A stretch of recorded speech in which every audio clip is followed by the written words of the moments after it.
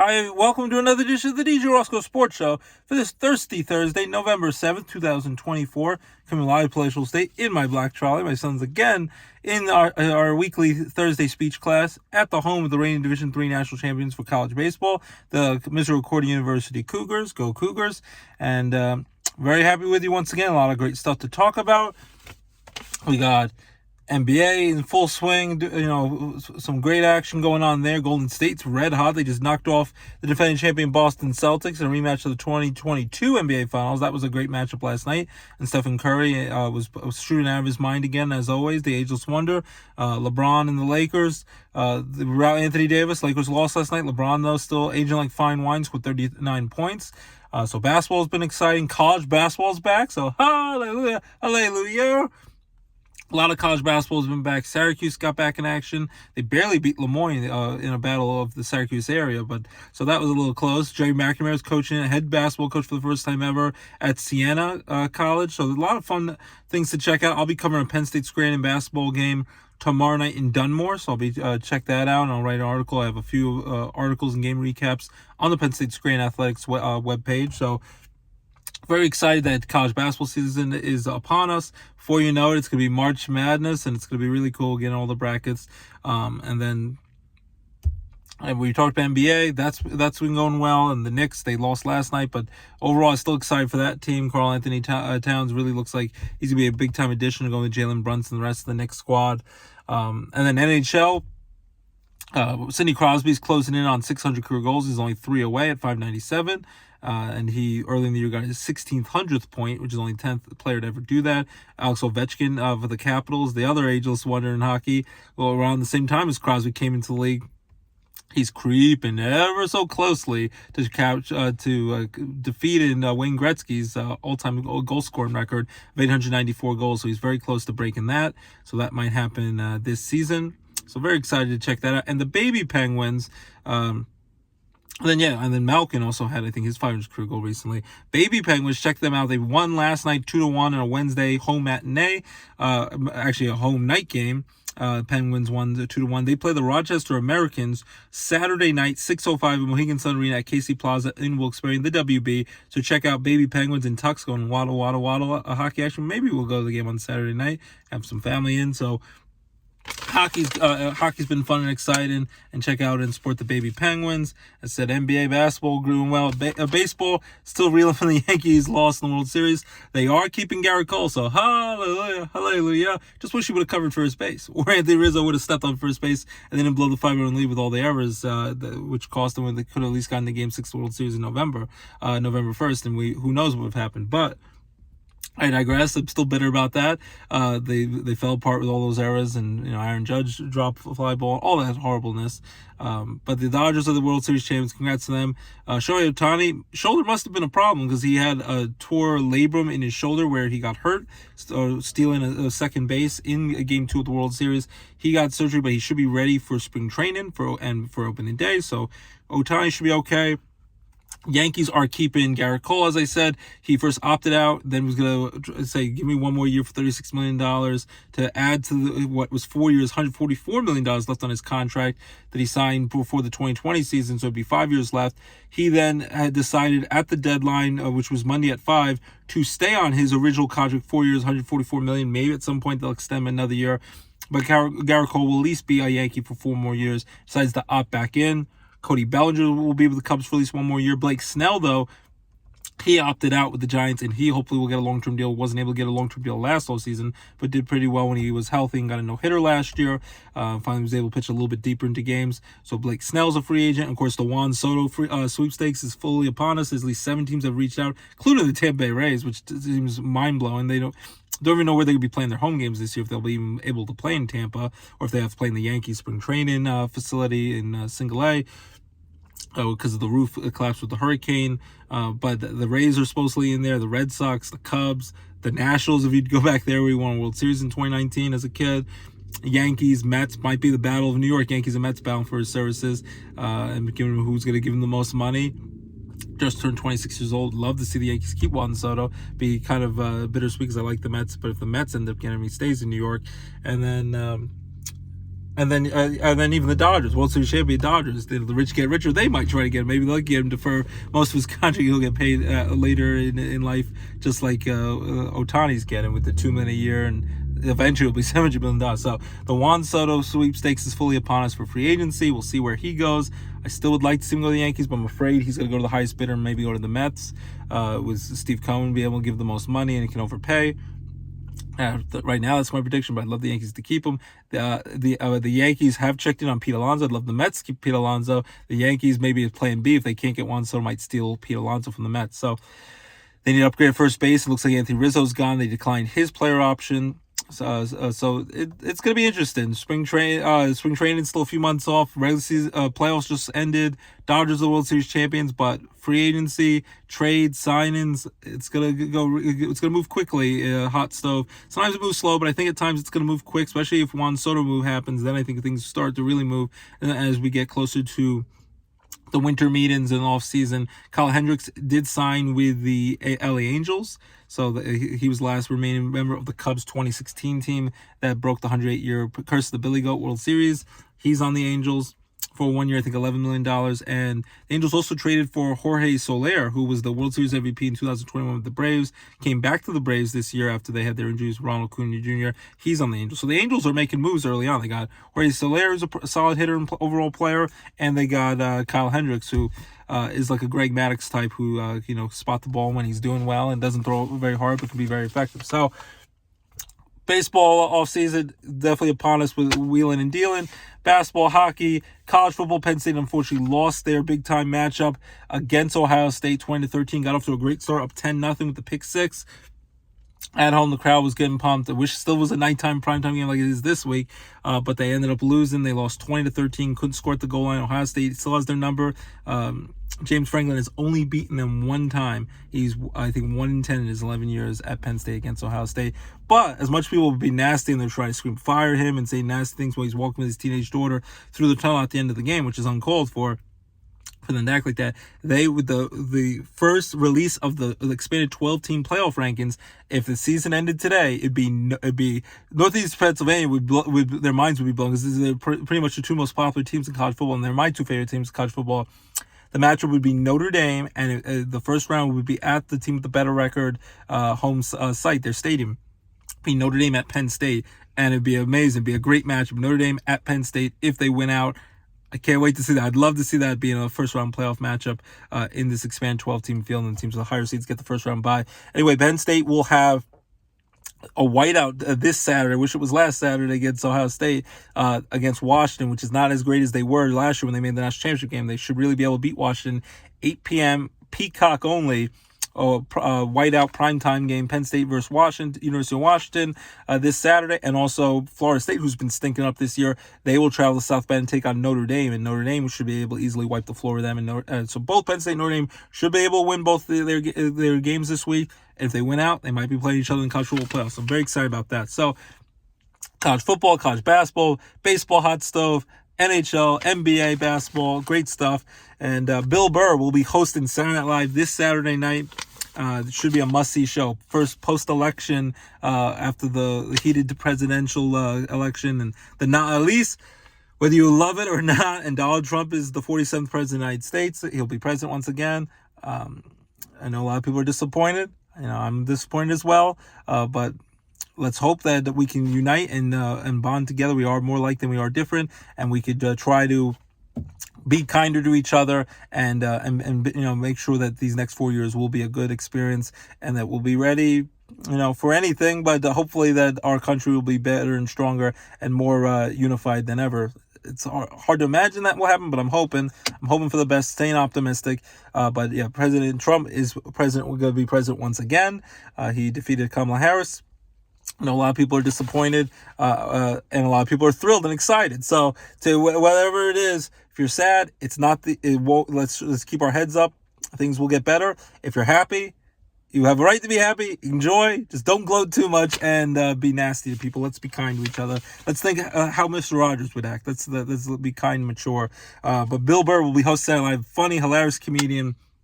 F is for Family. The animated adult show on Netflix is hilarious. His stand-up specials are hilarious. It should be very interesting to see how they tackle the post-presidential election of Saturday Night Live this week. But yeah, I'm at least happy. No more text messages, no more emails, no more election negative ads on the radio, on the internet, on YouTube. My kids are seeing it nonstop, saying, why are people saying this guy's or this lady is the devil? I'm like, it's madness. And I'm like, you're too young to even think about that stuff. And at least the ads and the text messages and people knocking on your door to please vote for your candidate is over. So hallelujah, hallelujah. So very happy with that. So that's my election coverage. I'm not going to discuss it any further. Let's just hope we are more like than we are different. Let's stay unified and let's have a strong country for the next 4 years and beyond. That's what I'll say about that. All right, so NFL Week 10 NFL schedule, and in the words of the great late Heath Ledger in Joker. And here we go. Thursday Night Football tonight for November 7th on Amazon Prime Video. The Baltimore Ravens are red hot. They will host the Cincinnati Bengals, who are playing better of late. Joe Cool was able to knock off the Raiders last week. It's always a tough divisional matchup. I'm sure the Bengals will give them a run for their money, but I think in the end, too much Derrick Henry, who has over 1,000 yards rushing already. Been a great sign since they got him for the Titans. The Cowboys really could have used him if they would have gotten him, but they didn't want to pay him, bring him in the fold. Lamar Jackson playing out of his mind. I think the Ravens are able to knock off the Bengals. The Bengals keep it close, but I think the Ravens win 27-20. Then on Sunday, we have an early morning football game. So from morning all the way through night, we have football in Germany on NFL Network only. 9:30 in the morning. Might be a snooze fest. We all wake me up with this game and stuff when September ends, like the Green Day song. The New York Giants are stinking up. I think they're, 2-7 or whatever. They're garbage. Versus the Carolina Panthers, who won a game last week against the Saints by 1 point. Hallelujah. And Bryce Young is back at quarterback, who's been struggling since they drafted him, but they were able to win last week against the Saints, who were struggling and got their head coach fired, Dennis Allen. Giants at Panthers. I'm going to go with the Giants here. I'm going to say Daniel Jones actually did decent last week against Washington, a team they usually do well against, even though they've lost both games to the Washington, but close. They lost only by 5 points last week. I think Daniel Jones and the Giants offense, their young rookie running back and Malik Neighbors, and the defense will do enough to beat a bad Panthers team with Bryce Young. It's inconsistent as a young quarterback. Giants over the Panthers. I'm going to go with 16-13. Ugly game, but at least there's football early morning in Germany. Then there's 7 early 1 p.m. games. The first of them, Patriots at the Bears on Fox. I think I'll go with the Bears to win bigly. They got crushed by the Cardinals last week. I was dead wrong about that. The Bears lost badly, but against the Patriots, who stink, but almost beat the Titans, but they lost to the Titans in overtime last week. I think the Bears are able to bounce back, and they'll beat up on the Patriots, rematch the Super Bowl back in the 85 Bears when they crushed the Patriots. I think the Bears will crush the Patriots once again. I'm going to go with 38-17. 1 p.m. on CBS, the Red Hot Bills are 7-2. They've won 5 in a row. They take on the Indianapolis Colts. I think they actually won 4 in a row. They play the Indianapolis Colts on CBS. Joe Flacco has been the starting quarterback over Anthony Richardson, who's had his injuries and didn't want to show up. But, said he got tired in the middle of the game and the people got frustrated him. They lost to the Vikings handily on Sunday Night Football last week. I think the Colts, Joe Flacco, you always give him a run. He'll give a run for the money, but I think Josh Allen, too much Josh Allen. It's a Josh Allen show, and he's not turning the ball over. He's dangerous, and the Bills will do enough. They will get it done. The Bills beat up on the Colts. I'm going to go with 30-13. 1 o'clock on Fox, the Vikings at the Kansas City Chiefs, who are still 8-0, the last of the undefeated teams in the NFL. The Super Bowl champion Chiefs were trying to be the first team ever to be a three-peat in Super Bowl history. Chiefs, Broncos. Broncos always play them tough. Big-time AFC West division rivalry. I think the Chiefs find a way to win it. I think the Broncos will keep it close. It might be an upset alert here, but I think in the end, the Chiefs, who barely beat the Baker Mayfield and the Bucks, they won the coin flip, which saved the day, and Baker Mayfield and the Bucks didn't get a chance to get the ball on offense, because if they went for 2 at the end of the game, or if they got the ball on offense first, the Buccaneers might score a touchdown and knocked off the Chiefs. But the Chiefs were able to barely win it at home. Taylor Swift there cheering on her man, Travis Kelce. She was there on Monday Night Football. I think the Chiefs beat the Broncos, but in a close game, I'm going to go with 23-20 on a Harrison Buckner field goal. The 6-2 Vikings, who beat the Colts last week, they go on the road to take on the Jacksonville Jaguars on 1 o'clock on Fox. And then the Vikings crush the Jaguars here. Sam Darnold only doesn't turn over the ball. Trevor Lawrence, the Jaguars, inconsistent. Almost came back to beat the Eagles, but it was a lot going on as Nick Sirianni, the Eagles coach, was trying to give the game away. Eagles won in spite of them. With all the two-point conversions they were going for and fourth downs and the tush pushes that were failing. They kept going nonstop, trying to put more points on the board and get greedy. Jaguars played tough. At the end, fell short. Still think the Vikings go on the road, beat the Jaguars. I'm going to go with 27-17. Then 1 o'clock on Fox, the Falcons at Saints. Big mismatch, even though it's a division rivalry, so you never know. Kirk Cousins and the Falcons are rolling. They beat up on the Cowboys last week, 27-21 at home. They will go on the road and crush the Saints, who are 2-7. Lost 7 rows start in the year 2-0. Derek Carr, even though he's back. Team is struggling. Dennis Allen, the head coach, has been fired. I don't see the Saints improving much. I think the Falcons and the Kirk Cousins offense is going to continue to roll. Falcons 34 to 12. Falcons crush the Saints. Then 1 o'clock on Fox, 49ers at the Bucks. Must-win game for the Bucks at this point with all the losses they're getting, with all the injuries, with Chris Godwin and Mike Evans. I'm going to go with Baker Mayfield and the Bucks to pull off an upset here. 49ers, they came off a bye week last week after they were able to get a big win on Sunday Night Football the week before against the Cowboys. Brock Purdy and the 49ers, they dangerous, got a lot of offensive firepower, but I think Baker Mayfield at home, I'm going to go Joe Abers Bucks. I really believe in Baker Mayfield. He will get it done. It'll be a tough game, but I think the Bucks will knock off the 49ers. I'll go with 27-24 on a late field goal, 1 o'clock on Fox. Then the early games, 1 o'clock on CBS. The Steelers coming off a bye week, 6-2 after being the Giants the week before Monday Night Football. They are rolling the 2 starts. Russell Wilson's been starting since they replaced Justin Fields with him. They will take on the Washington Commanders, who are 7-2, first place in the NFC East. Barely beat the Giants last week. This is a tough game to call. I would love to go with the Steelers here, but in the end, my wife's going to be disappointed. I'm going to go with the Washington Commanders here. I'm going to root for the Steelers, but in Jaden Daniels, we trust, the star rookie quarterback. Washington gets it done. They're clicking on offense. The team has a lot of firepower. At home, I give a slight advantage over the Steelers. I hope I'm wrong. The Steelers win, but I think Washington's going to beat the Steelers, who have a much tougher schedule in the second half. Haven't played a division game yet, and they have to play the Ravens twice and the Bengals twice. Browns should be 2 easy wins. James Winston's playing now with Deshaun Watson, who's hurt for the year with the Achilles. I'll go with Washington beating the Steelers. I'll go with 26-23. Then 4 p.m. late afternoon games. 4:05 on Fox, the Titans at the Chargers. I'm going to go with the LA Chargers to win. In La La Land, Jim Harbaugh he'll get it done. And Justin Herbert, too much with the Chargers. They're starting to get back to their winning ways. Titans are a struggling team. Barely beat the Patriots last week in overtime. Mason Rudolph doing a decent job for the Titans, but I think in the end, the Titans a big mismatch here. The Titans aren't a good team. Chargers are at least decent. I think they at home will beat up on the Titans. I'll go with 30-20. 4:25 on Fox. No, it's 4:25 on CBS. My Jets, Jets. There's hope alive. Hallelujah. They won last Halloween. Hope you had a good, fun, safe Halloween. Lots of tasty candy. Lots of Reese's Peanut Butter Cups like we had. They surprised the Texans, beat the Texans at home with a great catch of the year, one-handed catch by Garrett Wilson. Devontae Adams had a catch after coming out with an injury. And the Jets played well, beat the Texans on Halloween, on Thursday Night Football last week. Have the extra rest at 3-6. They need to start rolling, win these games. The Arizona Cardinals are getting red hot. They're 5-4, first place in the NFC West, which no one would have guessed. The Cardinals beat up on the Bears last week. I really think the Cardinals have a great chance to win at home, but I'm actually going with the Jets here. The Jets are more desperate. They're hungry. They need to still clean things up. I could be dead wrong here. I'm going to say the Jets find a way to go to Arizona. It's going to be a tough place to play.